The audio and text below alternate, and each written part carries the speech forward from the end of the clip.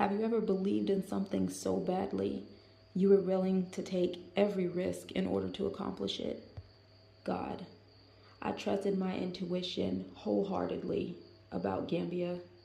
The fantasies of moving had my soul on fire, and every day I craved for my feet to touch this African soil because I knew deep in my heart there was an opportunity for me to grow closer to my Maker. I knew that God put this yearning in my soul because on that rainy Ramadan night, I begged him to open the doors for me and to put it in my heart if Gambia would be good for my family. I woke up this morning around 6 a.m. and made 2 rakat sunnah before making my Fajr prayer. I wanted to establish those 2 rakat sunnah before Fajr for years, but embarrassingly, I was never able to commit to it. So I sat on the prayer mat, reflecting on the many blessings bestowed in my life. I then walked over to the window and seen the birds gliding through the sky. I asked God to keep me grateful, a prayer I learned to make daily. The colorful sky was so tempting, I had to go outside to feel it and to smell its air. I knew the feelings would take my breath away. The sun was preparing to fully rise, so I ran into the kitchen, started my morning coffee, grabbed my shoes, and hurried outside.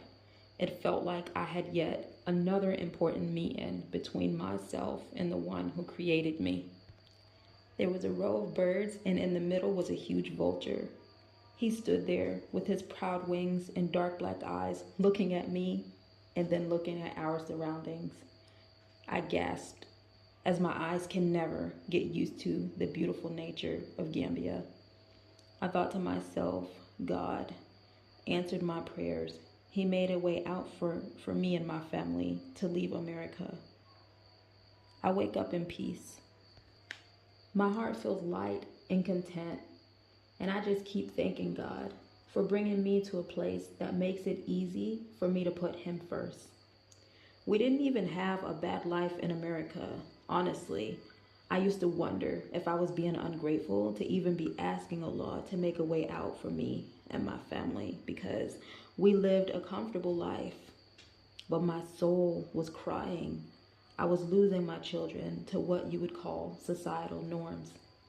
I was defeated, trying to raise Muslim children in a country that was designed to mold the opposite lifestyle of our religion.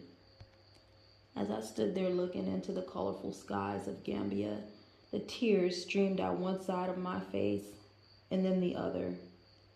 I just felt so grateful that God made me strong enough to see Gambia was worth it despite the hardships. He made a way for my family against the odds. We moved to Gambia with 8 children. Moving to Gambia is making me a stronger Muslim. My intuition about a place I had never even been to visit was right. Faith is believing in something that your eyes can't see. And it took a lot of faith to move to Gambia. And it took a lot of trust in God. But God says he will never change the condition of a people until they change what's inside of themselves. The journey to grow closer to God starts from within. That journey can be started from any location. But if you move for the sake of God to work on your relationship with him, he will never let you down. God says, if you trust him and rely on him, he will make a way for you. He'll provide for you from avenues you would have never expected. And his provision for you will be the way he provides food for the birds.